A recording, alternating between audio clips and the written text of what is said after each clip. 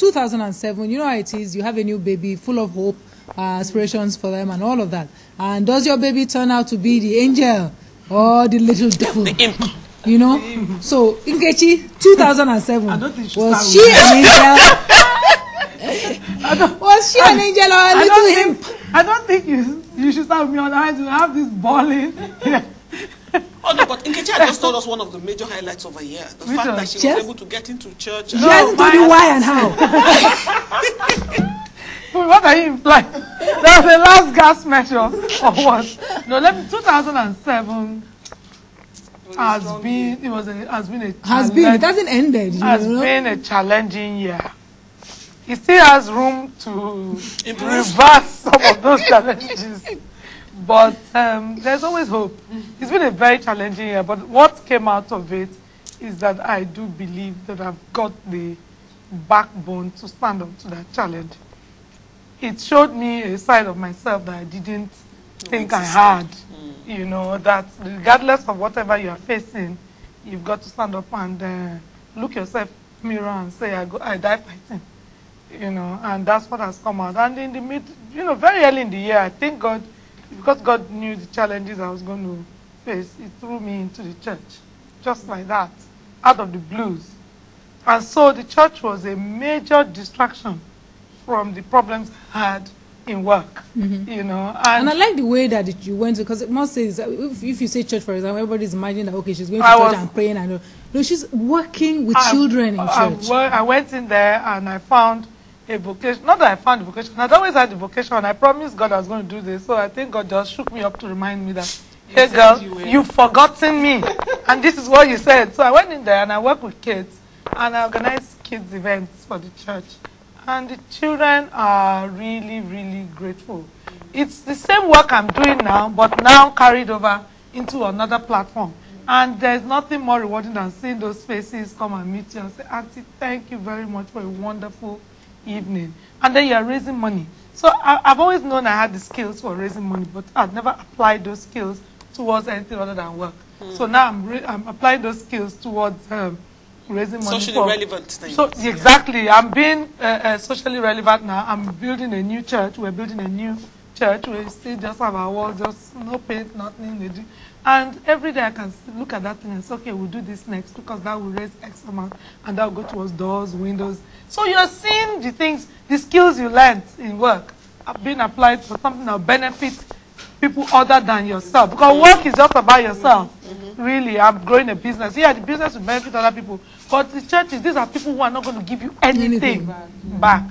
And so that's what I got from 2007. And that is a major blessing, believe me. You know, you can't quantify it. Then with work, I've just learned on how else to do things. And how not to do And how not to do things, you know. And then how to understand the business that you're in and know that it's going to be one major struggle because you're a pioneer in this area.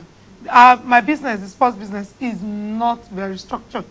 So the process of structuring it means that you're going to have to deal with all kinds of shenanigans and what have you. Are you going to abandon it because you meet this problem?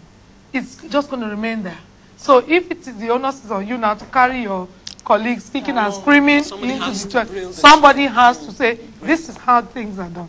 So those are the challenges I've met this year.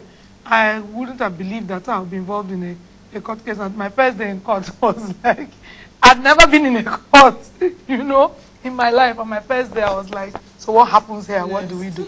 But nobody, the judge doesn't have horns.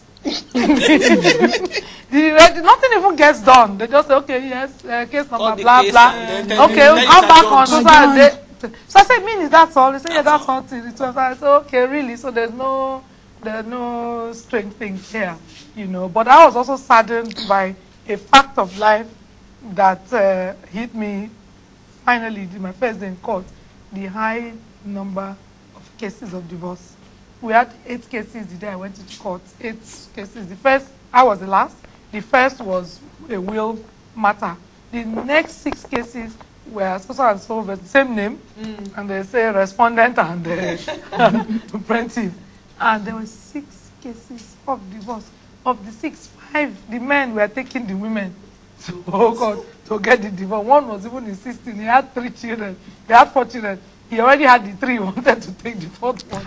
And I was like, what's going on here? If I needed to have that statistic show up in my face, that the incidence of divorces in Nigeria is actually getting pretty. And that's pretty sad. So 2007 was a conflicting thing for me. Right. Shola, 2007. Where do I start?